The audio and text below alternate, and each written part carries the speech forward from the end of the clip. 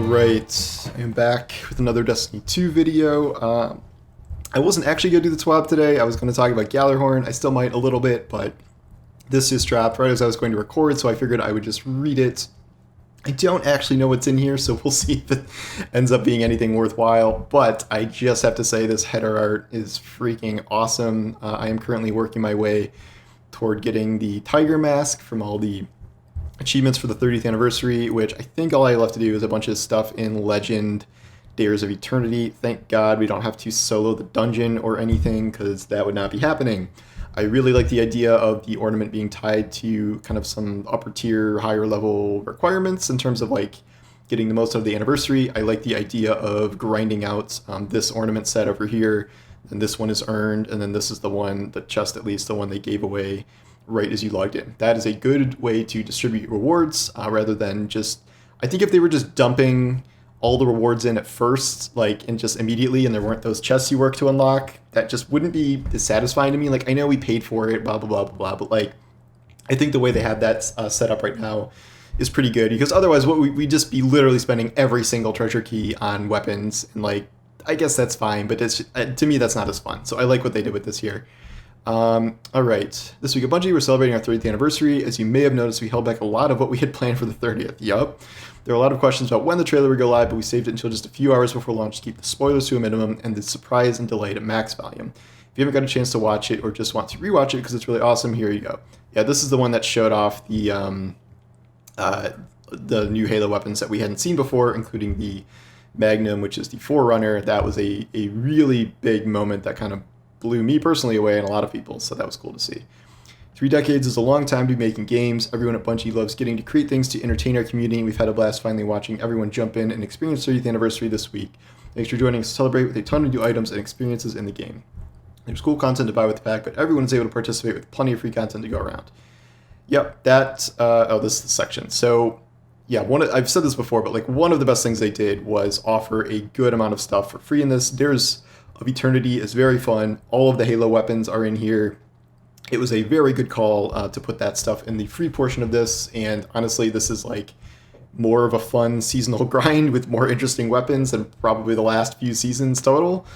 So I think that was a good call, and definitely something a 6-month-long season needed in the middle of it here, so I think that was good. Free to all players. The main attraction of our 30th celebration is a new 6-player activity, Dares of Eternity. The mysterious agent of the Nine known as Xur has shown up to host the festivities and is joined by the strange but lovable Star Horse. There's a terror in the very fabric of reality that only Xur can perceive. Now you must explore this unknowable space and face untold challenges for Star Horse's entertainment. Only then can you claim the precious rewards. All of this raises more questions than answers, but even Xur can't offer up any explanations of this anomaly. So, in short, I don't think we're getting any deep lore dives into the true nature of the Star Horse and Eternity and its relationship to the Nine, and the Nine are just sort of like outside of the game entirely, it seems like they're always like kind of aware that playing a video game. We haven't heard like from the Nine directly, but I would not be surprised if Star Horse is like some manifestation of the Nine itself. Speaking of rewards, we have a whole new lineup of free weapons available now. So here's the Forerunner. The Forerunner is a brand new exotic sidearm that uses special ammo and packs a punch. The full stop perk gives the sidearm extended range and heavy caliber rounds. So this is the Halo CE Magnum. That is the unlicensed version of this because Bungie did not do a deal with Microsoft for 343, which is sad, and yet, I mean, we're literally getting Halo weapons, and what is 343 going to do? Like, sue Bungie? Like, whatever. I think they made the right call with this, like, doing a Halo tribute without doing a Halo tribute, even though it is clearly a Halo tribute. So they are legally free of repercussions, I think, since they're never mentioning Halo, and if they want to get sued over a design that they originated a long time ago, I can not imagine that would go well for anyone, so I think Microsoft is probably just going to let this one slide. And here's the other weapons. So they talk about, yeah, all of them. The Badler Legendary Pulse Rifle.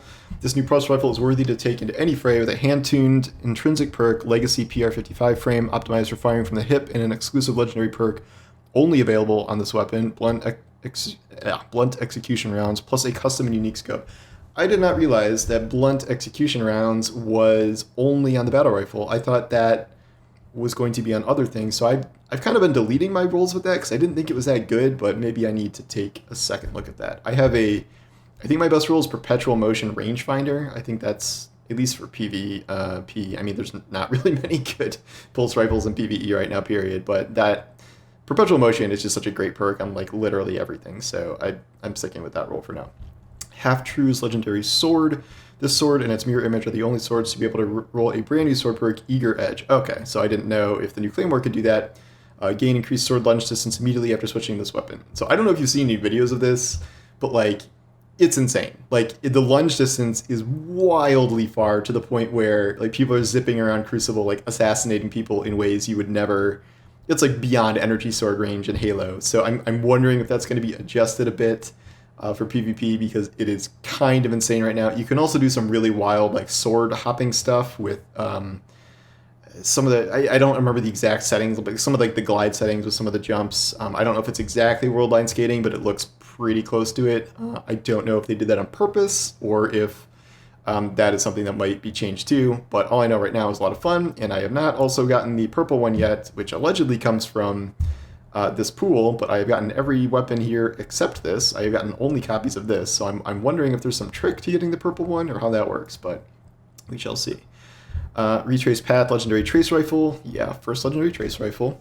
Retrace Path lets players experiment with how random roll perks might work on a Trace Rifle and opens the door for other Legendary Trace Rifles somewhere down the line. Alright, yeah, I like this. It's a lot of fun. I think it can be kind of beastly with the right perks. I have one with Subsistence Golden Tricorn, which is the one that extends a damage buff on any elemental or any solar elemental damage because it matches the type of weapon. I think this is the only perk that has that right now, unless I might be wrong on that, but I thought it did. And then Harmony, I've heard, is really good on this. Like, Harmony is a massive damage boost, and this Trace Rifles already do pretty significant damage, so that's one to look out for too. Wastelander M5 Legendary Shotgun, the first Tex Mechanica weapon in Destiny 2 that is a legendary. This compact shotgun will be familiar to the OGs from Bungie's Marathon era. Yeah, I never played Myth or Marathon, but still cool to get a sawed-off shotgun type thing here. I do not really have any good rolls on this yet. I know that it can roll Perpetual Motion, which is pretty nutty on a shotgun. Partner Dust Legendary Grenade Launcher, inspired by unique visual design of Pathways into Darkness. Again, I've not played that. This is a new kinetic breech-loaded grenade launcher with some unique perk combinations. I don't really know what the role you're supposed to be going for is here, but yeah, I don't know. I don't know if it's going to be better than Ignition Code. Oh yeah, okay, so these are things that they changed. So, Lake of Shadows. To bring this boss encounter more in line with other strikes in our modern Sandbox gameplay, grass health has been significantly increased. Yeah, you could just burn him before any of the enemies even spawn. That has never made a ton of sense, so I am not surprised to see this. Especially now that we know the EDZ is not getting sunset. Grandmaster Nightfall Catch-Up mode node will be available to claim the seal. Grandmaster Catch-Up activities will only be available if the fire team leader has not completed the associated Guild of Triumph. Oh, so it's not in here, but they said that in Grandmaster, I think he was going to get some sort of like new mechanic or something. That's what DMG said. So, these are... So the only one that's, I think, very, very noticeable is the increased respawn timer, which I forget why they did that. Something about spawn farming or something. I'm not sure. You can now reset reputation with unclaimed materials, so you don't have to like do the whole dance about... But then the material's going to waste if you don't do that, so I don't know if that's the best thing. Just increase the caps. Just increase them. That's fine. Bounties... Gjallarhorn. Okay, by now a bunch of you got your hands on the Gjallarhorn as part of the 30th anniversary celebration. It's awesome to have this iconic weapon back and its new perk, which extends Wolfpack rounds to any Guardian in your fire team rocking a non-exotic rocket launcher, making this a formidable addition to your arsenal. If you own the 30th anniversary pack, just head over to Shah Han and the Cosmodrome to get the quest started. I love that they gave this quest to Shah Han, the like doofiest Destiny NPC ever. He's so earnest in this whole quest line though. He's like so excited about Gjallarhorn. Like it won me over, I guess, because of just how like cheesy he is. And he's like, the very end of the quest, it's like Shah Han like extended his fist in the air and like pumped it and said, "Yeah, Gjallarhorn," like something like that. And then the lore for Gjallarhorn is actually pretty funny too, where it's about Randy, the like idiot guardian Randy of Randy's throwing knife, who is like not understanding why Gjallarhorn is so good, and he gets mad that he has a crappy Bad Omens rocket launcher, and then like our guardian gives him Gjallarhorn, and I'm like, why did we give that to Randy? Randy doesn't deserve it. It's pretty funny though. I will talk about Gjallarhorn later. It's crazy. I just did a dungeon run and got the catalyst. I just finished the catalyst by abusing special ammo regen in Dares of Eternity, which is a legit mechanic. It let me finish it in like 5 runs though, because you have unlimited Gjallarhorn shots, and then it puts 2 in the mag, and then spawns like bonus Wolfpack missiles on kill. It's crazy. It is literally crazy. This perk, yeah, the like 4th exotic perk it has, is one of the most creative things I think I've seen them ever do. It kind of perfectly solves both 2 problems, like the LFG must have Gjallarhorn problem from Destiny 1, because if one person has it, it gives Wolfpack rounds to everybody. I think there could almost be some other rockets potentially that with Wolfpack rounds could be close to as good as Gjallarhorn, maybe, well, without the catalyst at least. And then it also solves the kind of like pay to win argument too, where you don't even need to have bought it to get benefits from Gjallarhorn, and like people are just giving you benefits by being in your fire team. So that's pretty cool.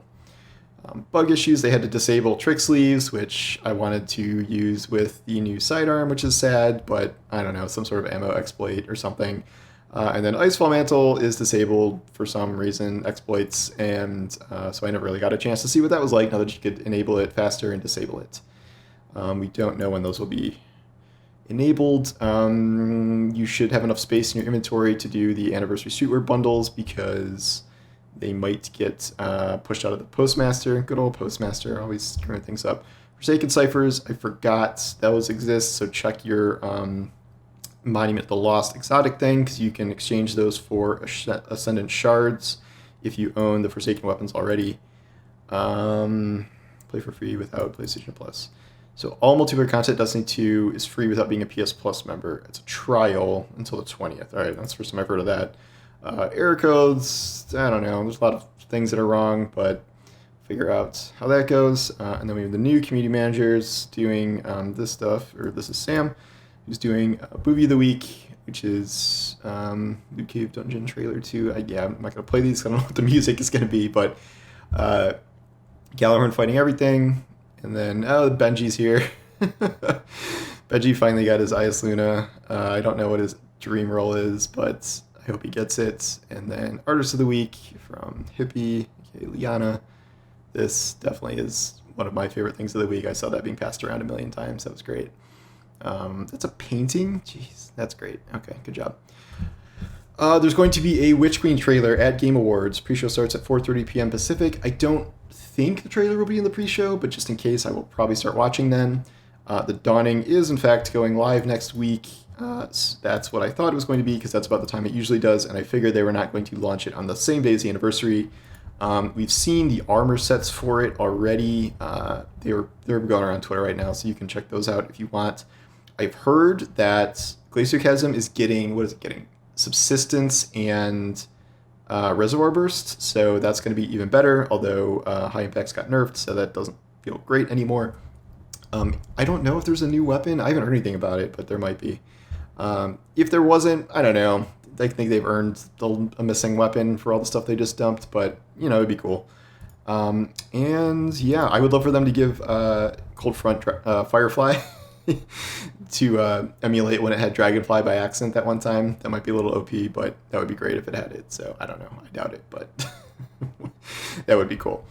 Anyway, that's the TWAB. Was not anything major, but just I wanted to go through it for fun anyway. And I guess I'll maybe talk about Gjallarhorn or something else tomorrow. But anyway, thanks for watching, and I will talk to you guys later. Take care.